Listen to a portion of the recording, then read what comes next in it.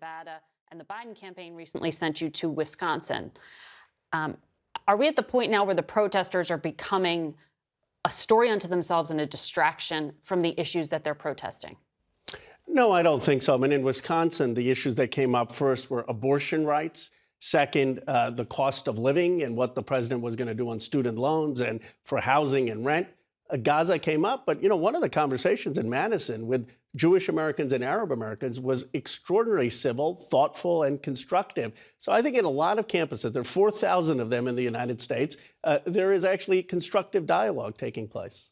But the president isn't doing those kind of listening sessions. Why?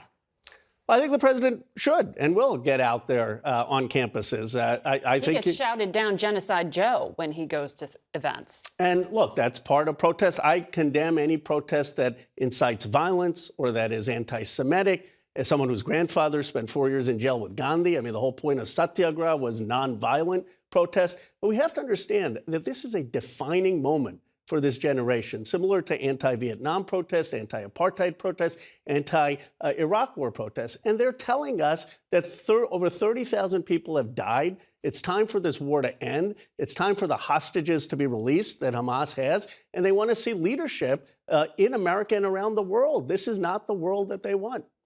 Well, the president, though, has said the protests aren't making him change his policy. He is unequivocally pro-Israel. It was a month ago he said something had to change or U.S. policy would. Do you expect any change in U.S. policy as a result?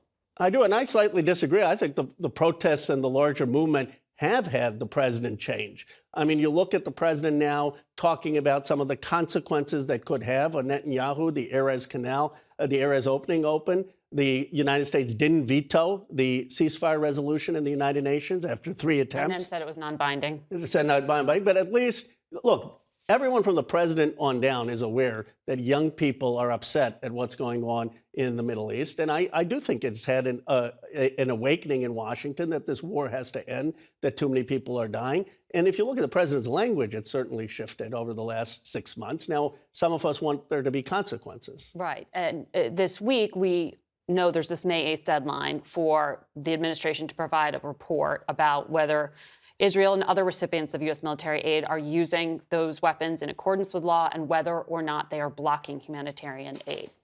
Is this going to be an honest accounting?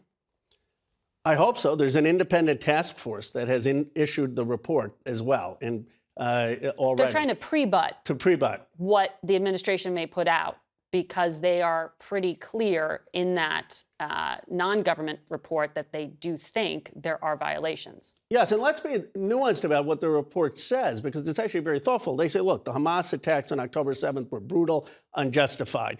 Then they say there are tunnels underground in Gaza, but they say you can't go destroying residential buildings just because there's a tunnel, because under international law, you can't have disproportionate civilian harm. And they detail cases where that happens. They detail cases where residential buildings were destroyed without any military target. So my expectation is that the State Department report needs to have that kind of nuance and detail. And if it doesn't, you're going to have people asking why in Congress.